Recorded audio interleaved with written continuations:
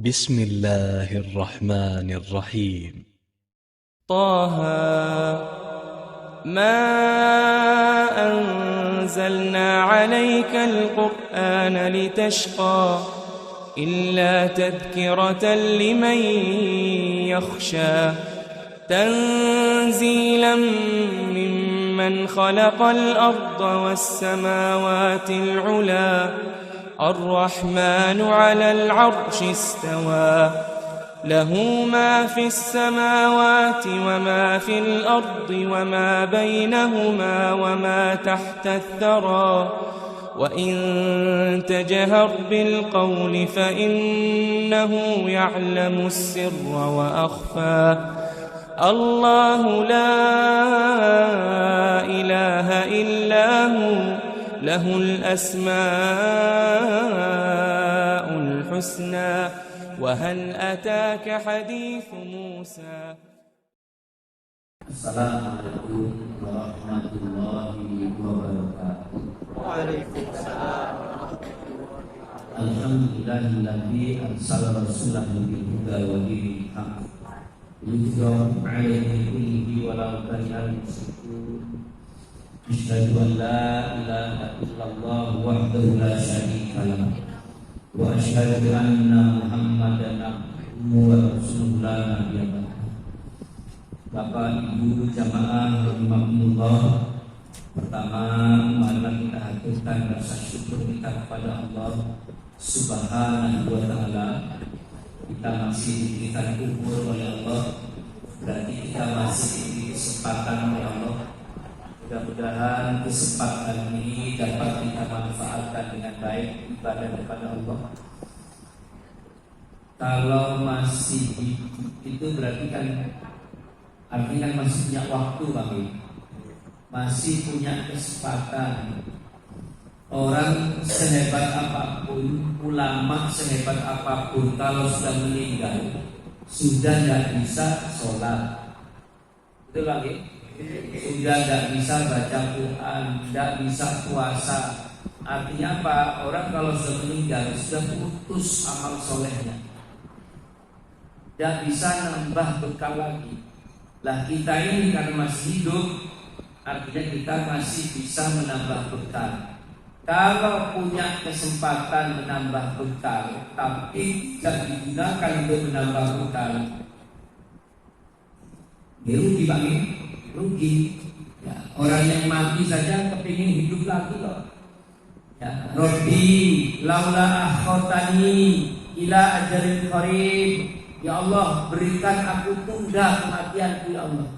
Tambah umurku sebentar ya Allah. Itu kan. Walaupun memang kita tahu yang namanya mati itu kalau sudah sampai tidak maju dan juga tidak sudah pas.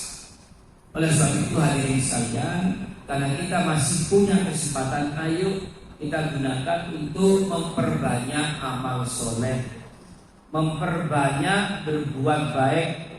Faman kana yarju liqa'a rabbih falyamal amalan sholihan wa la yusyrik bi ibadati ahad. Hadirin sekalian, kalau kita ingin kelak bertemu dengan Allah, faman kana yarju liqa'a rabbih, barang siapa yang kelak ingin liqa dengan Allah, ingin bertemu dengan Allah, maka kata Al-Quran, falyamal amalan sholihan, perbanyaklah amal soleh, wala yusyrik bi ibadati rabbih ahada, dan jangan sekali-sekali mempersekutukan Allah dalam beribadah. Itu Pak. Nah kita ini masih punya waktu, ya ayo kita gunakan. Kalau tidak digunakan ya rugi. Hadirin sekalian, Bapak Ibu, pada kesempatan yang indah ini saya ingin menyampaikan tentang refleksi tahun 2024. Sehingga harapan kita nanti pada tahun ini kita lebih baik daripada tahun kemarin. Karena Rasulullah mengatakan kalau tahun ini, kalau hari ini, kalau waktu sekarang itu ibadah kita sama, bukan kok lebih jelek lagi, sama. Ibadah kita sama dengan hari kemarin, itu kata Rasulullah adalah rugi. Padahal sama loh Pak. Padahal sama. Nah kenapa kalau dikatakan rugi? Karena hari ini kita lebih tua 1 hari. Hari ini kita lebih tua sehari dari kemarin. Umurnya lebih banyak, waktu yang diberi kesempatan lebih banyak. Lah kok bisa sama? Seharusnya kalau waktunya bertambah, maka amal solehnya juga bertambah. Itu hadirin sekalian. Saya menyampaikan 3 yang penting. Yang pertama adalah surah Al-Hasr. Surah yang keberapa Al-Hasr ini? Belum? Surah yang keberapa Al-Hasr? Belum? Mau pura-pura dikir dulu?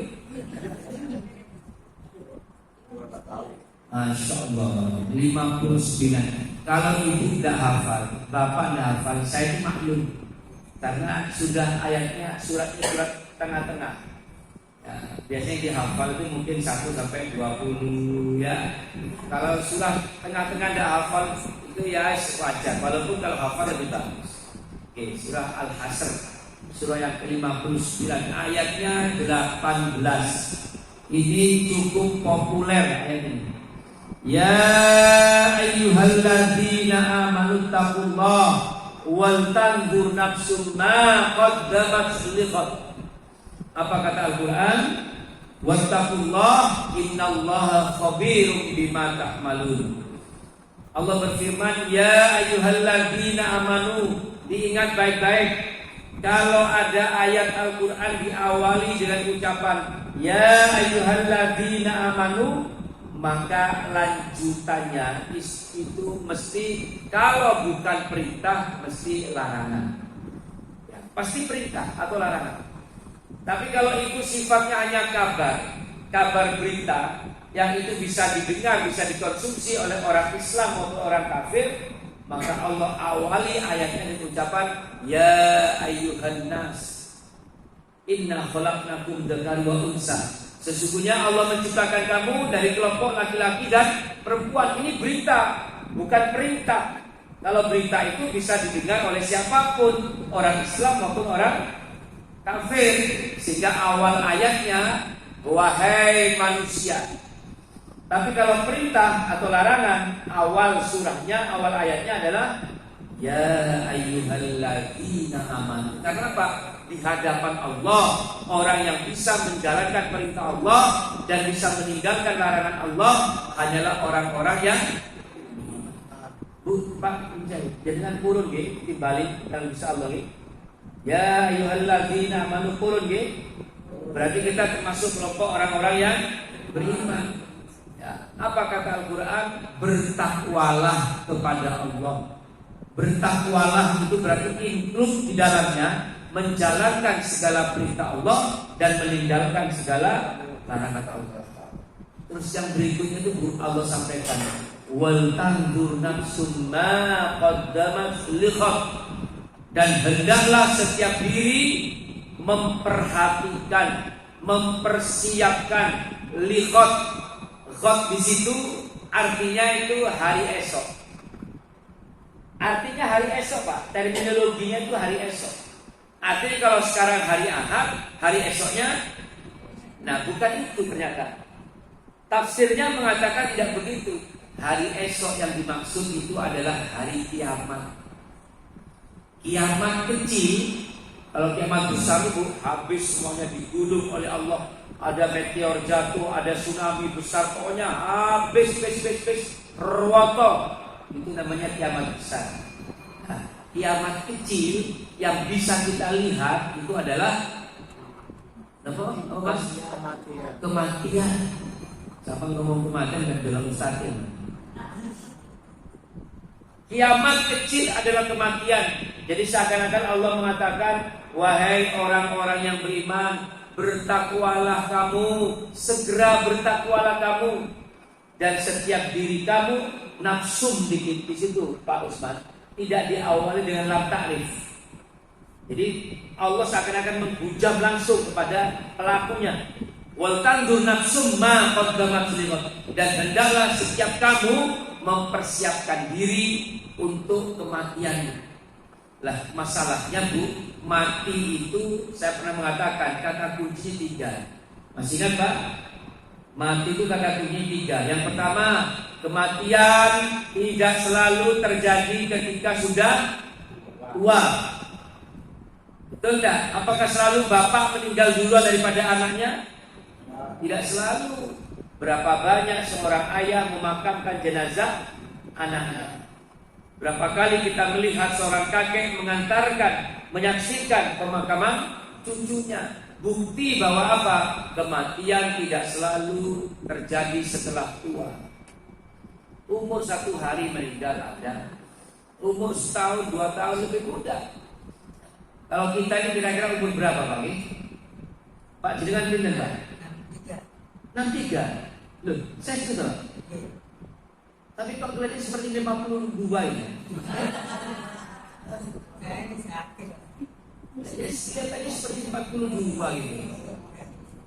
Insyaallah. Saya 37.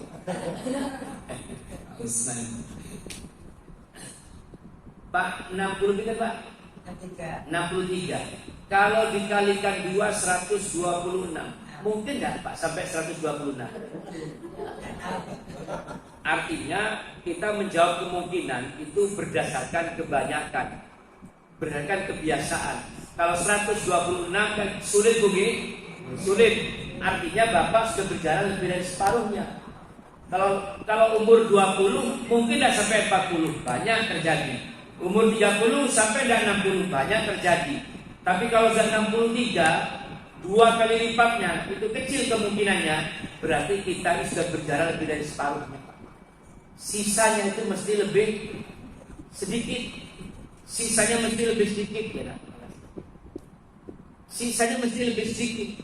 Artinya apa? Yang kita jalani jauh lebih banyak. 1. Yang kedua, kematian itu tidak selalu diawali dengan sakit. Bu, ditulis. Saya tadi mohon maaf sudah niat saya ini mau sholat isya di sini Pak Umar. Ya, tapi ternyata tadi sama teman-teman saya diajak besuk orang sakit. Ya, begitu sholat mau adzan pulang saya. Waduh, Pak tutup. Aku timbang terus karena jalan gak jelas. Akhirnya saya sholat di masjid. Begitu selesai sholat dangak 19:33. Saya tadi bukan berangkat dari rumah, tadi berangkat dari masjid. Saya pamit istri saya, aku sholat isya, aku gak boleh langsung ke masjid, langsung isi pengajian. Saya ulangi sekali lagi, kematian yang kedua tidak selalu diawali dengan sakit.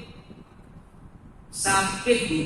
Saya ini punya teman, mungkin jenengan kan Ustaz Imam Syaukani, sakit seperti itu Bu.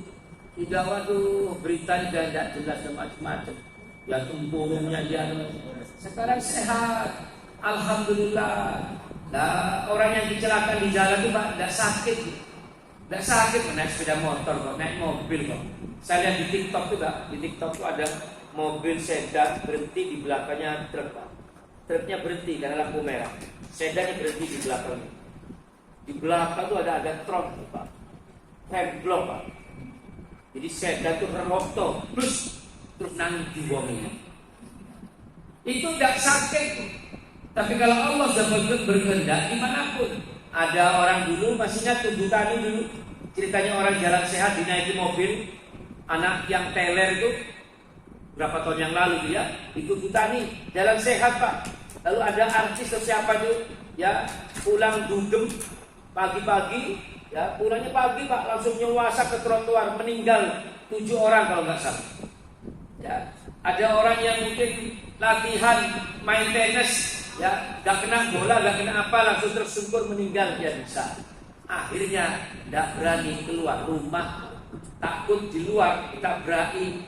Ya, akhirnya apa? Allah mengirim pesawat latih angkatan udara Pak. Kecelakaan pesawat latih masuk ke rumahnya orang, meninggal di dalam rumah. Dikira nek gak metu terus selamat.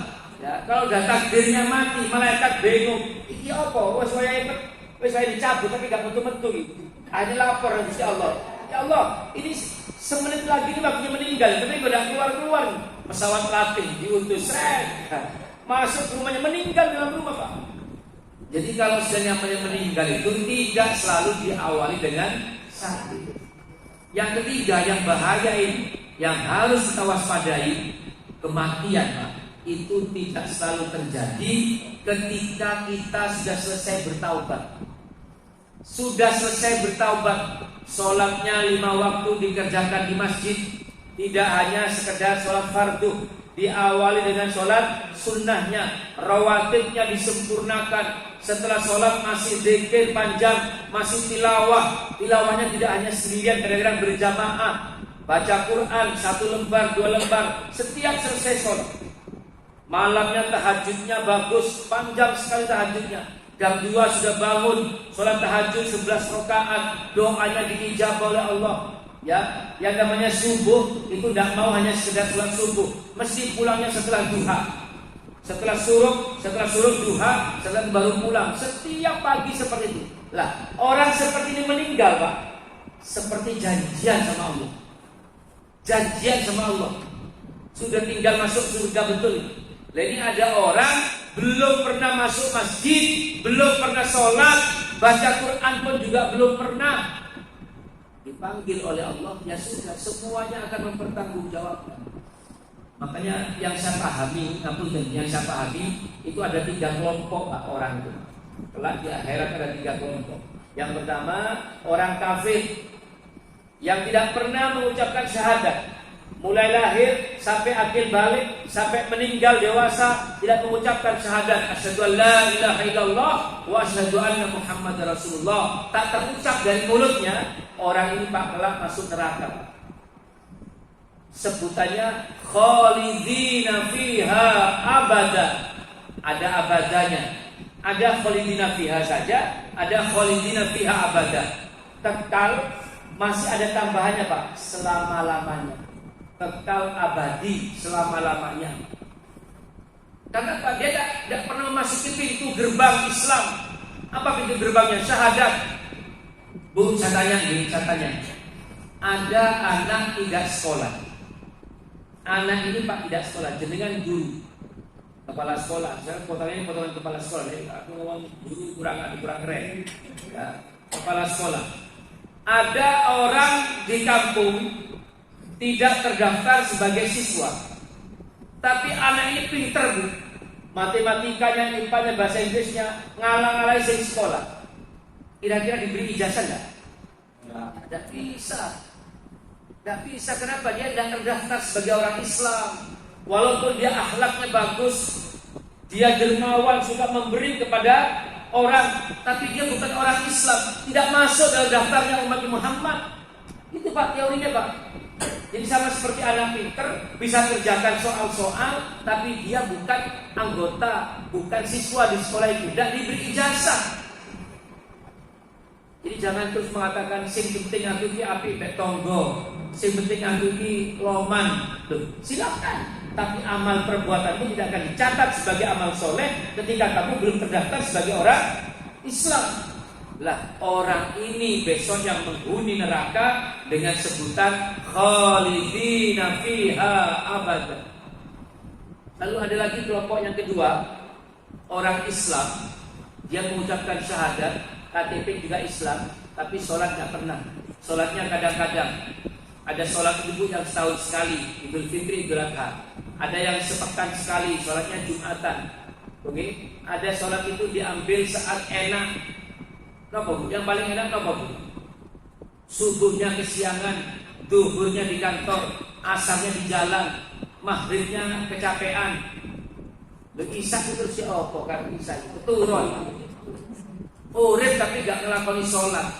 Ini hadirin sekalian, orang seperti ini dia akan masuk neraka Pak. Karena setelah dihisab, ditimbang amal perbuatannya, amal solehnya jauh lebih sedikit dibandingkan dengan amal perbuatan maksiat.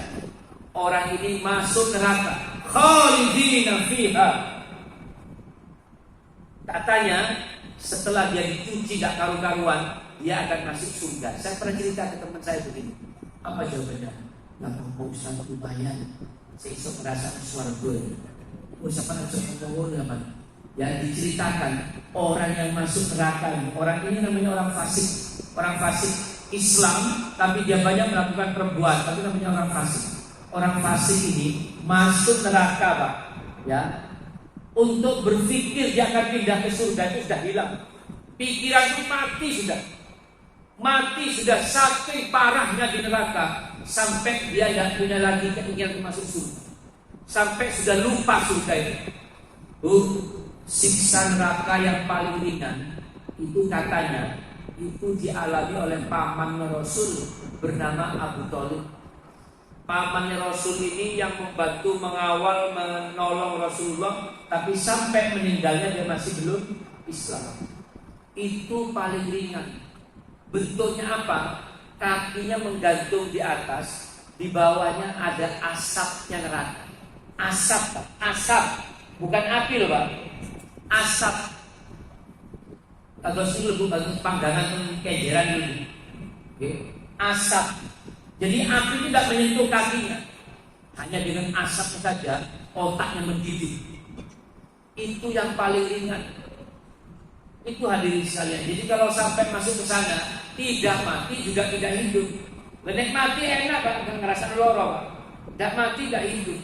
Dikatakan tidak mati kenapa? Dia merasakan sakitnya. Dikatakan tidak hidup saking beratnya siksa neraka. Itu hadirin sekalian. Jadi kalau kita tahu seperti itu, kenapa? Nah, yang pertama, tadi yang ketiga sama yang kedua. Ini yang pertama, ini adalah kelompok orang Islam yang amal perbuatan baiknya lebih banyak daripada jelek. Kelompok para nabi, sahabat, tabi'in, para mungkin ulama, orang-orang yang rajin di masjid seperti jenengan semua. Amin. Kelompok yang pertama ini, setelah ditimbang banyak amal solehnya, dosanya diampuni oleh Allah, dia masuk surganya Allah dengan sebutan apa? Khalidina fiha abada.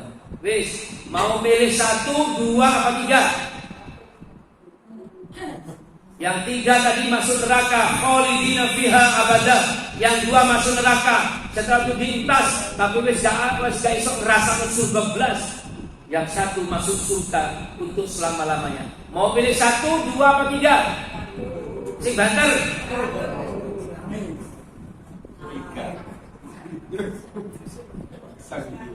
Jangan dihubung-hubungkan dengan Pilpres, Pak. Ya, ini Ibu mau pilih nomor berapa? Tapi nanti GS juga. GS itu tempat pendaftaran surga. Dengan terdaftar registrasi gitu, oke? Terpikir saya ngomong. Sudah diri sekalian. Oke, itu yang pertama, surah Al-Hasr ayat yang ke-18. Jadi masuk 2024, mari kita introspeksi, muhasabah. Jangan sampai yang sekarang sama dengan yang kemarin. Betul Bu? Pak Bu, nun sewu, sederhana. Yang saya minta, yang saya sarankan. Yang pertama, ayo kita biasakan ibadah sunnah. Jangan hanya ibadah fardu. Bapak Ibu, Bu, ketika Rasul bercerita kepada sahabat-sahabatnya, kamu telah masuk surganya Allah, itu karena Allah kasihan, bukan karena jumlah ibadah. Jenengan Pak sangoyo-ngoyo nih Pak, kepingin masuk surga, sholat fardunya sehari semalam berapa rakaat? 17. Bu, jenengan kepingin masuk surga, saya ingin masuk surga ya Allah, subuh saya tambah jadi 4 rakaat. Salah Pak. Saya kepingin melampaui para ulama, para nabi mahirnya 3 rakaat, saya sholat 4 rakaat ya Allah, malah salah. Jadi sehebat-hebatnya kita beribadah, itu Pak, yang fardu itu sama Pak. Yang fardu itu sama 17 rakaat. Rasul pun Nabi Muhammad itu sholat fardunya sehari semalam juga 17 rakaat. Yang membedakan orang pertama dan yang kedua dan yang sebagainya, kualitasnya, keikhlasannya. Saya tanya sekarang, ada orang masuk masjid untuk sholat subuh Pak, Orang ini sebelum sholat subuh dia yang nyiapkan kipas anginnya, nyiapkan karpetnya, dibersihkan karpetnya. Masuk masjid, walaupun adanya jam 4:10, dia jam setengah 4 sudah masuk masjid. Dicek airnya, kipas anginnya, lampunya dinyalakan, karpetnya dibersihkan. Giliran sholat subuh berapa rakaat? 2. Oke, orang yang pertama kali buka pintu, kipas angin dinyalakan, tetap subuhnya 2 rakaat. Ada lagi rupanya muadzin datang kira-kira mungkin 7 menit sebelum waktunya azan. Dia sholat sunnah tahiyatul masjid, setelah itu dia berdiri di depan mikrofon. Waktunya azan dia datangkan suaranya azan. Begitu waktu masuk sholat subuh berapa rakaat? 2 rakaat. Ada lagi orang jamaah seperti kita, sholat sunnahnya mungkin di rumah, datang menjelang iqamatus sholat. Begitu sholat subuh berapa rakaat? Ada yang terlambat 1 rakaat. Subuhnya berapa rakaat? 2. Ada yang terlambat 2 rakaat. Hanya kebagian duduknya imam, hanya kebagian tahiyatnya imam. Subuhnya berapa rakaat? Ada juga yang tidak berjamaah di masjid, jam 5 baru bangun sholat subuh, berapa rakaat? Pertanyaan saya, apakah karena sama-sama 2 rakaat terus di hadapan Allah sama? Halo? Sama enggak? Loh, apa yang membedakan? 2 rakaat ini sama. Kualitas, keikhlasan. Dia mau diperintah oleh Allah. Kalau orang itu mau, maka dia mempersiapkan diri. Allah, saya siap diperintah ya Allah. Itu dia. Mana perintahnya Allah? Azan yang dikumandangkan oleh muadzin. Azan itu sebelum azan dia sudah menyerahkan diri. Saya siap ya Allah untuk dipanggil azanmu ya Allah. Karena apa? Dia ikhlas. Tapi ada orang yang abot. Mari zuhur, sekait mari zuhur, ngobrol-ngobrol, azan asar. Ya Allah, mari zuhur, wis asar. Lu betul Pak? Ada dia sholat, tapi hatinya apa? Berat. Mari maghrib muter wis azan. Ya Allah, saya kan metu ke masjid. Wis isya, wis nang masjid maneh. Ada sama-sama sholat isya, tapi dia keberatan. Makanya dalam Islam itu ada 2 kelompok. Yang pertama namanya al-muhib, dan yang kedua al-mahbub. Al-muhib dengan al-mahbub kata dasarnya sama. Mahabbah itu cinta. Yang al-muhib itu artinya orang yang mencintai Allah. Al-muhib. Sedangkan yang kedua al-mahbub, orang yang dicintai oleh Allah. Ibu pilih yang mana? Pilih yang kedua. Saya terangkan dulu. Namanya al-muhib, orang yang mencintai Allah, tapi seakan-akan Allah itu belum menerima cintanya, belum menjawab cintanya. Ibarat kata anak sekarang, seperti cinta bertepuk sebelah tangan, ngowos. Oke, Allah belum menerima cintanya, belum membalas. Apa sebabnya? Karena modal cintanya hanya sebatas ibadah fardu saja. Hanya sebatas ibadah fardu saja. Ya, maghrib ya hanya 3 rakaat. Tidak ada tahiyatul masjid, juga tidak ada ba'diyah maghrib. Isya ya hanya 4 rakaat. Bahkan kadang-kadang terlambat juga. Nah, orang seperti ini hadirin sekalian, niat ibadahnya itu karena takut dosa.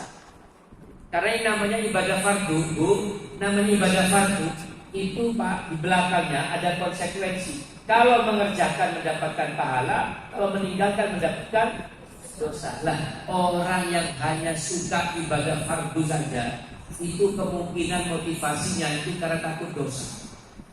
Maka dia punya semboyan, dia punya jargon, apa bunyinya? Sing penting aku ngelakoni. Masa subuh jam 5, sing penting aku gak ninggalno.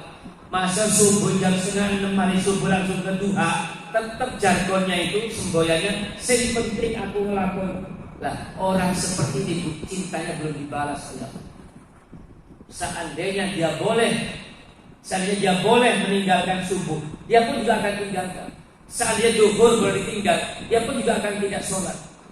Lain dengan al-mahbub, Orang yang dicintai Allah, modal cintanya tidak hanya sekedar ibadah fardu, tapi dia rebut pahalanya dengan melalui ibadah sunnah. Sholatnya tidak hanya sekedar fardu, tapi rawatibnya dikerjakan, duhanya dikerjakan, tahajudnya dikerjakan.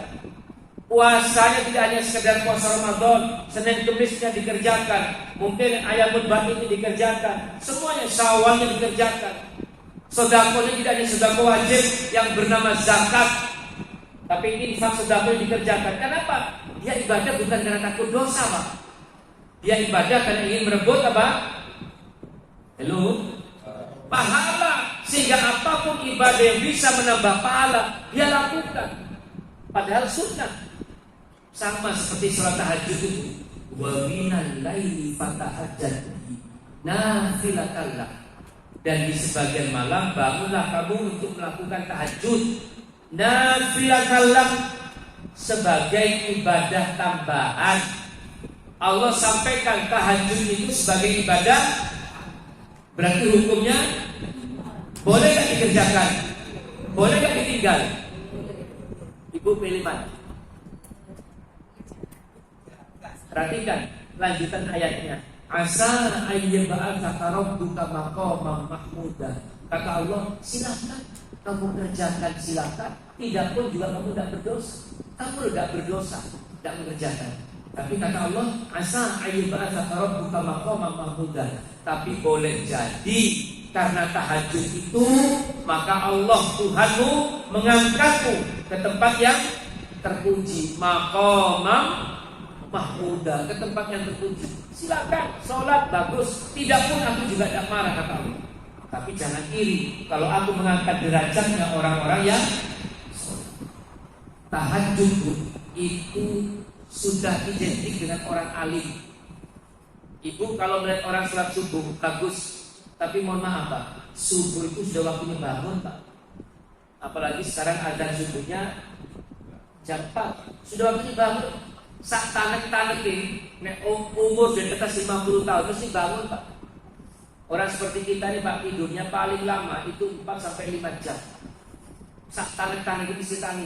Tapi yang hebat, kalau jam 2 dia sudah bangun, jam setengah 3 dia bangun, jam 3 dia sudah bangun, untuk apa? Melakukan sholat tahajud. Itu yang hebat. Makanya hadirin sekalian, Allah mengangkat derajat orang yang sholat tahajud.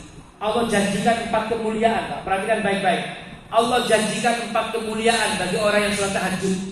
Dan itu tidak Allah janjikan kepada orang yang sholat fardu. Jenengan subuh sehusu apapun, tidak Allah janjikan 4 ini.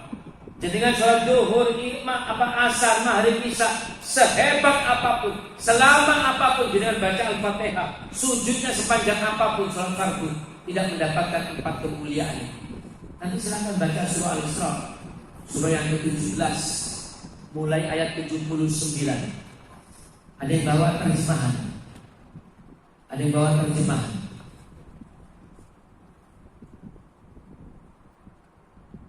Harus ada terjemahannya Pak. Mohon bantu dibacakan Pak. Surah Al-Isra, surah yang ke-17, ayatnya ayat 80.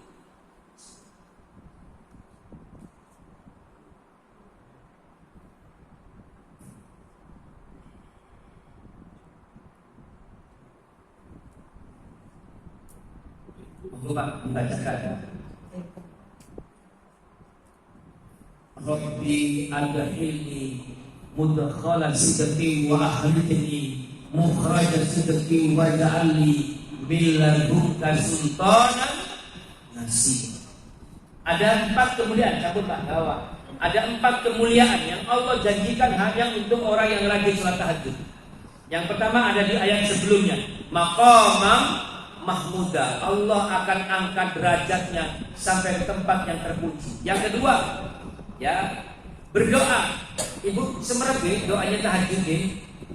Barusan yang saya bacakan itu, Rabbi adkhilni mudkhala sidqi wa akhrijni mukhraja sidqi waj'alni min ladunka sultanan nasira. Apa kata Al-Qur'an? Ya Allah, berikan saya pintu masuk dalam urusan yang benar. Jadi orang yang rajin sholat tahajud akan dimasukkan oleh Allah ke dalam masalah yang benar. Kalau dia punya pekerjaan, punya tugas, Allah masukkan dengan cara yang benar, dimudahkan maksudnya. Jadi ketua takmir dimudahkan, jadi ketua RT dimudahkan. Bagaimana cara Allah mudahkan? Dia bertemu dengan staf-staf yang baik. Dia punya calon, dia punya wakil, punya sekretaris orang baik-baik semua. Dimudahkan oleh Allah. Dan yang ketiga, kalau dia punya masalah, Allah hadirkan pintu keluar yang baik.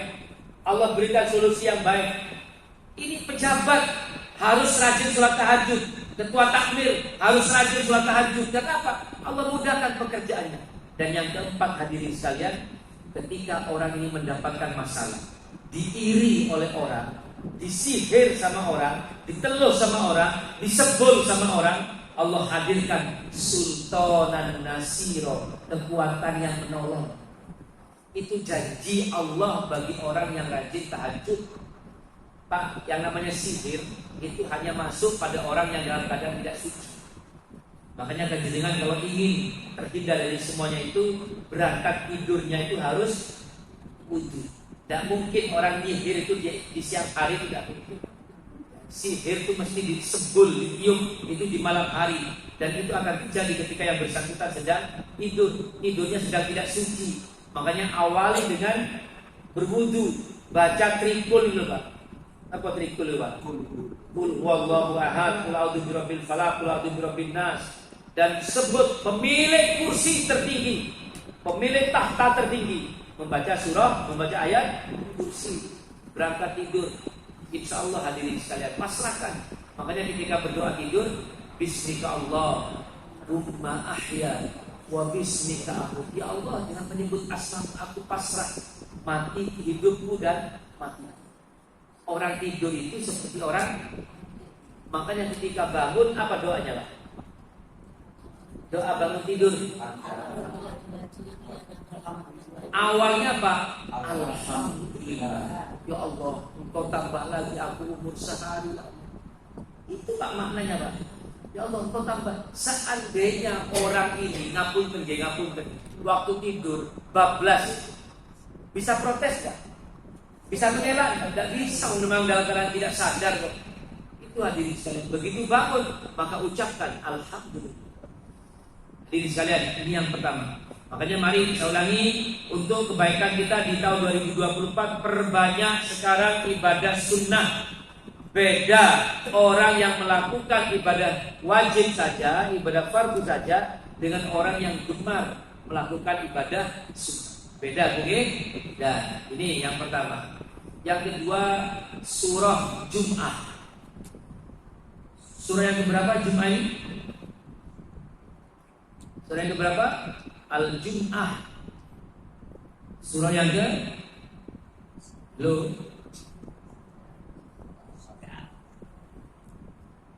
Surah yang ke-62. 63-nya Al-Munafiqun. Surah 64-nya apa? At-Taghabun. 65 Tolak, 66 Tahrim, 67 yang sering jenengan baca di dalam waktu itu. Surah Tabarakalladzi biyadihil mulk. 68-nya Al-Qalam. Nggih. Baik hadirin sekalian, surah Jum'ah, surah yang ke-62, ayatnya ayat yang ke-9. Ini lebih khusus kepada bapak-bapak. Panggilan atau perintah untuk melaksanakan sholat Jum'ah. Ya ayyuhalladzina amanu idza nudiya lis-sholati min yaumil jum'ah fas'au ila dzikrillahi wa dzarul bai'. Dzalikum khairul lakum in kuntum ta'lamun. Apa kata Al-Qur'an? Kalau sudah sampai ya ayyuhalladzina amanu, dipanggil lagi Pak.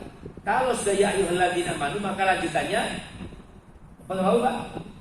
Kalau diawali dengan ya ayyuhalladzina amanu, maka lanjutannya berupa perintah atau larangan. Ya, bila sudah sampai pada hari Jumat, maka segeralah berkumpul di masjid. Ya, sampai Allah katakan tinggalkan jual beli. Jual beli itu Pak bukan hanya perdagangan Pak, pekerjaan di kantor, mungkin jadi pengusaha, mungkin buka toko, atau mungkin sedang bertransaksi dengan apapun. Tinggalkan kata Allah. Tidak usah takut kehilangan kekayaanmu itu. Sampai di akhir ayatnya itu Pak, di akhir surah ayat yang ke-11 Allah sampaikan, "Qul ma indallah khairu minallah wa minat tijarah wallahu khairur raziqin." Seakan-akan Allah mengatakan begini, hei bapak-bapak, kalau sampai takut meninggalkan pekerjaan karena Jumatan, takut meninggalkan toko karena Jumatan, takut meninggalkan ini untuk Jumatan, maka perlu dengar ya kamu kata Allah. Qul ma indallah khairu minallah wa minat tijarah. Wahai khatib, sampaikan kepada orang yang terlambat itu bahwa semua yang ada di sisi Allah, sholat Jumat, subuh, baca Quran dan sebagainya, khairun minal lahwi wa minal tijarah, lebih baik dari permainan, lebih baik dari perdagangan, lebih baik dari perhiasan.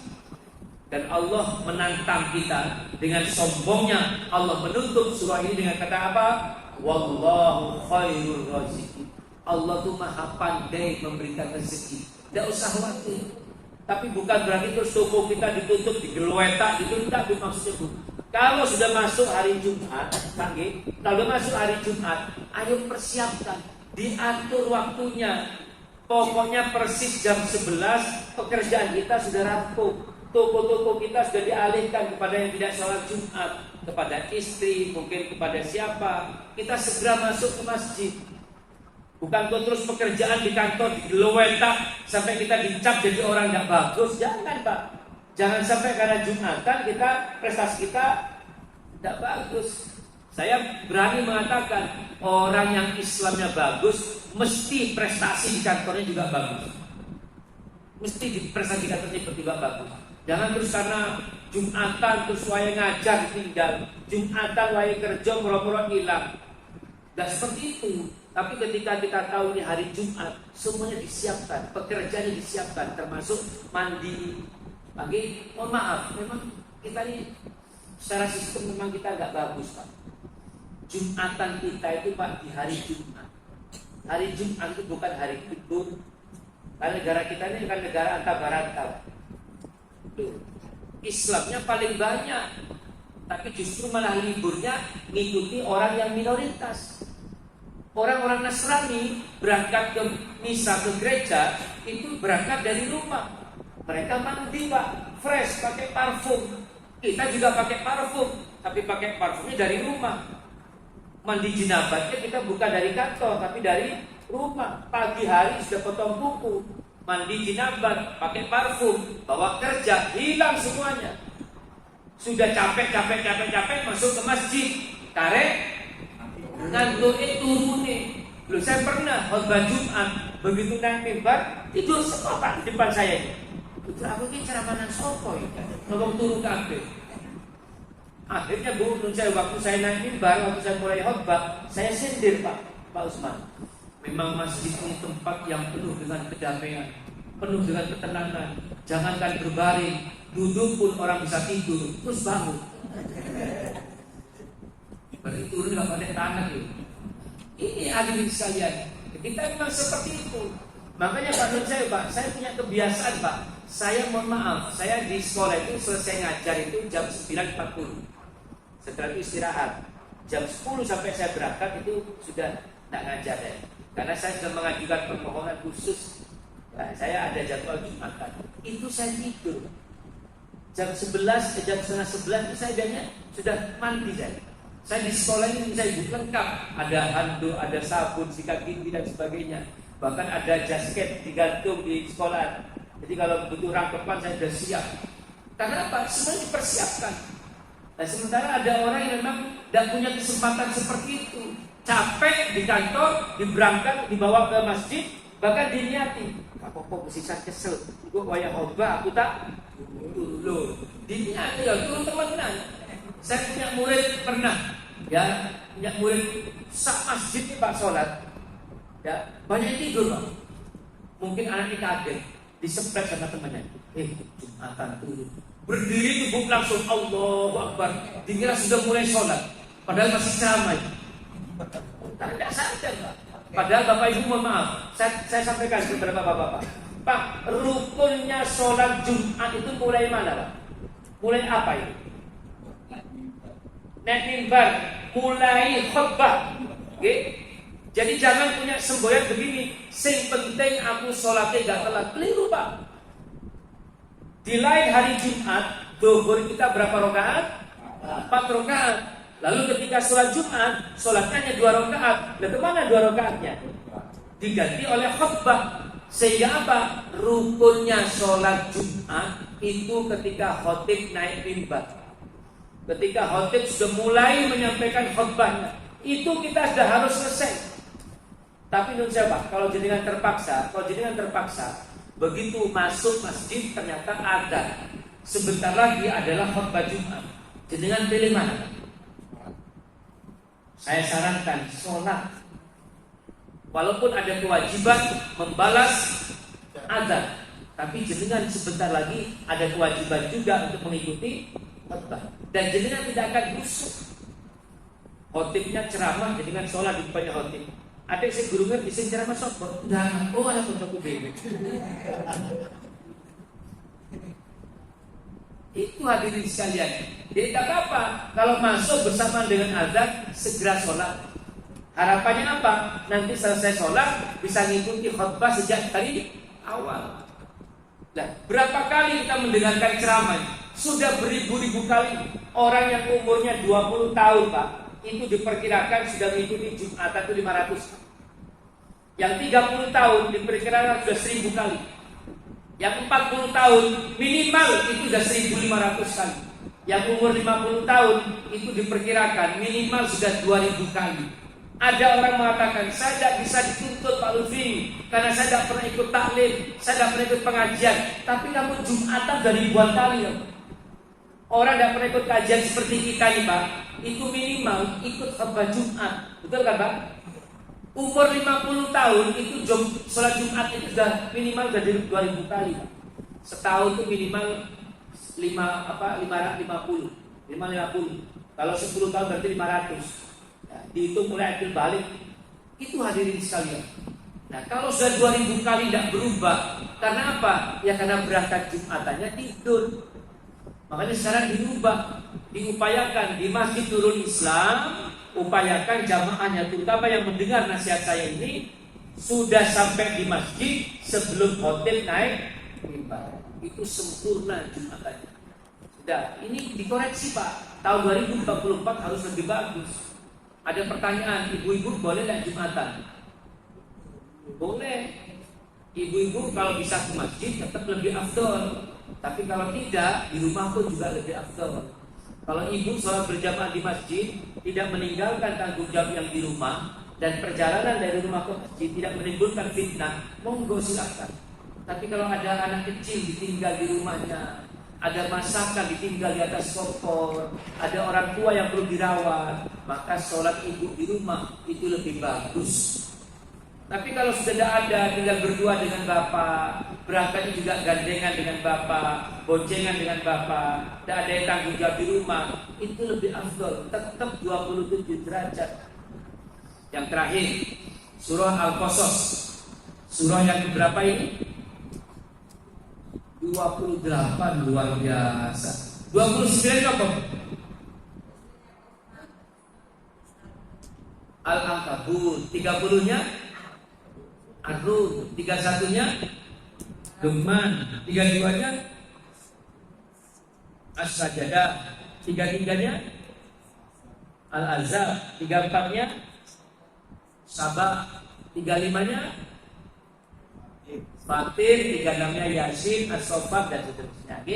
Baik hadirin sekalian, surah Al-Qasas, surah yang ke-28, ayatnya 77. Sebentar lagi, mohon izin saya tambahkan sedikit. Ayatnya 77. Allah itu kalau sudah mengajak masalah ibadah, bercerita masalah akhirat, mesti Pak, awal ayatnya itu artinya itu ayo segera, kejarlah, rebutlah. Jadi bukan menunggu, bukan kita diam. Contoh surah lain, surah Ali Imran, surah yang ketiga ayat yang ke-133. Wasari'u ila magfiratin min rabbikum wa jannatin ardhus samawati wal ard uiddat lil muttaqin. Apa kata Al-Qur'an? Wasari'u, bersegeralah. Jangan nunggu besok, karena besok kita belum tentu masih hidup. Jangan nunggu nanti pun juga kita belum tentu hidup. Maka segera, ada kesempatan lakukan. Nah sama Pak dengan Al-Qasas 77. Wabtaghi fima ataqallahu darul akhirah. Apa bu artinya bu? Jangan buka murotal atau WA. Apa bu artinya bu? Dan carilah. Ada yang menerjemahkan dan kejarlah. Artinya apa? Kata perintah. Kita tidak boleh diam, kita tidak boleh menunggu. Dan kalau perlu pakai modal, kalau perlu pakai uang, bila perlu pakai fasilitas, ayo kejar, ayo cari. Fima ataqallah, dengan apapun yang Allah berikan. Kalau jenengan diberikan uang oleh Allah, dengan uang. Kalau jenengan diberikan kekuasaan, dengan kekuasaannya. Kalau jenengan diberikan jabatan, diberikan pengaruh, diberikan ilmu, diberikan kemapanan, kejar dengan itu. Yang dikejar apa? Darul akhirat. Apa disebut? Kampung akhirat. Allah tuh kalau bicara masalah akhirat, bahasanya kejarlah. Tapi perhatikan Pak, lanjutan ayatnya Pak. Bu, perhatikan lanjutan ayatnya. Bicara masalah dunia. Dunia. Allah apa katakan? Wala tansa nasibaka minad dunya. Tapi jangan kamu lupa dengan jatahmu di dunia. Ojo kasihkan ngurus masjid sampai lupa tidak memberikan nafkah kepada istri dan anak. Saking kasihkan ngurusi umat, berdakwah ke sana kemari sampai dia lupa memberikan hak kepada istri dan anak. Tidak boleh. Hadirin sekalian, Bu, saya tanya, pernah tidak dengan ngomong dengan begini? Yo mas yo ngaji. Tapi ya dunyamu ya mbok pikiri. Dunia be akhirat ini kudu seimbang. Pernah dengar ini? Benar enggak ini? Salah. Tidak ada Al-Quran mengatakan dunia akhirat itu harus seimbang. Tidak ada. Jadi dengan hidup di dunia maksimal 80 tahun, lalu ini harus seimbang dengan kehidupan akhirat yang kekal abadi. Rugi. Jadi dengan sak towo sak enak-enak yang dunia paling lama 80-90 tahun. Betul kan Pak? Kalaupun jenengan ini merasa gagal, ada orang mengatakan miskin. Sak miskin-miskinnya, sak lama-lamanya, ya sepanjang umur kita. Tapi kalau orang miskin tadi sabar, beribadah, bertakwa kepada Allah, dia akan dibalas dengan kenikmatan yang umurnya apa? Kekal abadi. Jenengan sakit Pak, kalau sabar, Allah akan menggantikan surga.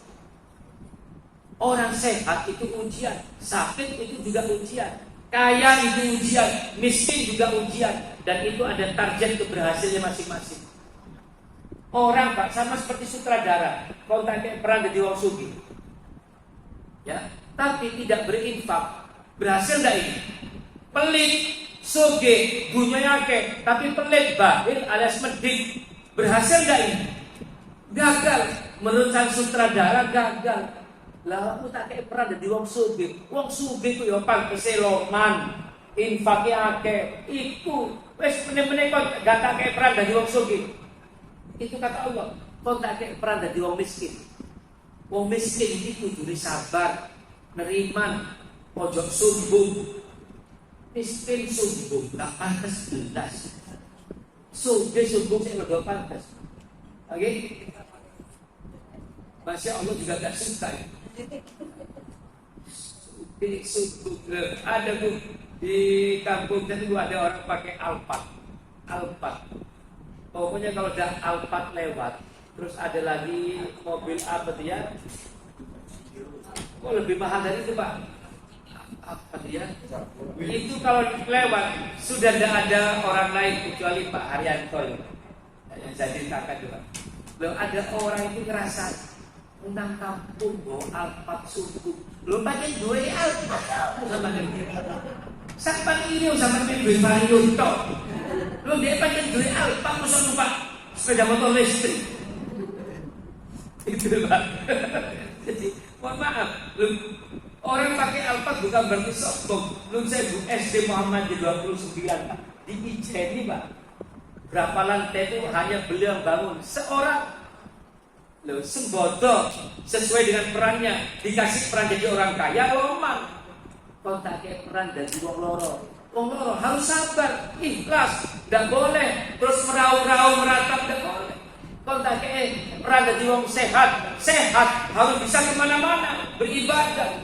Itu hadirin sekalian. Jadi target keberhasilannya beda. Betul nggih? Nah, sekarang jangan pernah meninggalkan urusan akhirat. Tidak benar. Al-Quran mengatakan walal akhiratu khairul laka minal. Akhirat itu lebih utama daripada dunia. Sak soge-sogemu paling ya sak umur urip menang dunia. Ya, kamu kalau misalnya dikatakan miskin, ya miskinmu ya hanya sebatas umurmu di dunia. Jangan tukar dengan kehidupan akhirat. Tentu saya pesan 3. Yang pertama, perbanyaklah ibadah sunnah. Yang kedua, ayo makmurkan masjid. Tanyakan kepada Pak Kusman, masjid ini butuh apa? Perbanyaklah tinggal di masjid, perbanyaklah aktivitas di masjid. Dan yang ketiga, jaga ukhuwah Islamnya, jaga persaudaraan. Jangan mau lagi dipecah belah. Benar begini? Kita sama-sama dapat amanah. Sayyidina Umar itu Bapak Ibu, Sayyidina Umar itu ketika diangkat jadi khalifah, mukanya itu berabak, apa berabak ini? Merah seperti apa? Sayyidina Umar ketika diangkat jadi khalifah, ini bicara masalah amanah Pak, ketakutan Pak. Dia memegang pedangnya sambil mengatakan, kalau aku bengkok, luruskan dengan pedangnya. Loh, ini ada di negeri kita ini orang bicara amanah joget-joget Pak. Pak ini bergerak ini. Ya ini memang hanya sedang omong-omong ini. Ya, tapi bicara amanah jangan terus joget-joget. Dengan amanah itu orang jujur bisa jadi orang yang pembohong. Dengan amanah itu orang yang tadinya lurus, amanah, gagal bisa jadi koruptor Pak. Jangan main-main dengan amanah. Gunung diberi amanah ditolak kok. Dan kita malah joget-joget. Betul nggih? Dan ya, yang sekali lagi di akhir ceramah ini saya sampaikan, jenengan kan orang yang terdidik. Orang ngaji kan orang yang terdidik, nggih? Orang yang sudah ngerti aturan, jangan melanggar aturan. Dan saya kapan hari Pak ke Singapura Pak. Kalau saya ke Singapura jangan dibilang orang kaya Pak. Saya ke Singapura tuh Bu, Pak tidurnya di rumah saudara, makan di rumah saudara, pokoknya tiket pulang pergi tok. Di Singapura orang Pak, tidak ada orang nyebrang di selain di penyeberangan. Muasio wis sepi, tetap di penyeberangan. Walaupun tidak ada mobil, tidak ada motor lewat, kalau belum lampu hijau tidak nyebrang. Nek kene wis bablas wis ilang. Loh betul Pak. Kalau sampai dia nyebrang belum hijau difoto $500 Pak. Nah ini aturan. KPU pun juga punya aturan. Kalau bukan junta jangan ceramah. Kalau bukan tim sukses jangan ceramah. Ada aturan yang KPU. Betul bukan? Ibu harus ikuti aturan KPU. Dan pada saat pencoblosan KPU mengatakan sing dipilih siji. Yang dipilih hanya 1. Jangan pilih 2 tidak sah. Jangan pilih 3 tidak sah. Jangan pilih 3, jangan pilih 2. Tetap harus pilih 1. Lu garang sih ngomong. Harus pilih 1. Jangan. Oke. Milih 2 belum masuk gambar lurus coblos kita. Calonnya ada berapa calonnya Bu? Tapi yang pasti kalah berapa? Yang pasti menang? Oke. Amin ya Rabbal alamin. Betul ya? Sudah nelponi siapa? Sudah menyampaikan pada siapa jenengan? Aturan KPU ini. Apa yang jenengan perbuat untuk negeri ini? Betul Bu? Ada waktu sampaikan kepada suami, kepada istri. panggil kepada anak, sampaikan kalau perlu dilenggahno, didudukno, diceritakan, "Dek, aturan di KPU ya kamu harus pilih loro gak saling, pilih telu gak saling. Ono gambar telu mbok coblos kabeh iku gak oleh, tetep sing dicoblos." Ngoten nggih. Ya dengan tahmid dan kafaratul majlis. Alhamdulillahirabbil alamin. Subhanakallahumma wa bihamdika asyhadu an la ilaha illa anta astaghfiruka wa atubu ilaik. Wassalamualaikum warahmatullahi wabarakatuh.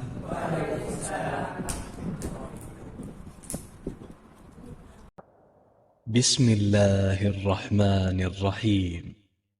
طه ما أنزلنا عليك القرآن لتشقى إلا تذكرة لمن يخشى تنزيلا ممن خلق الأرض والسماوات العلى الرحمن على العرش استوى له ما في السماوات وما في الأرض وما بينهما وما تحت الثرى وإن تجهر بالقول فإنه يعلم السر وأخفى الله لا إله إلا هو له الأسماء الحسنى وهل أتاك حديث موسى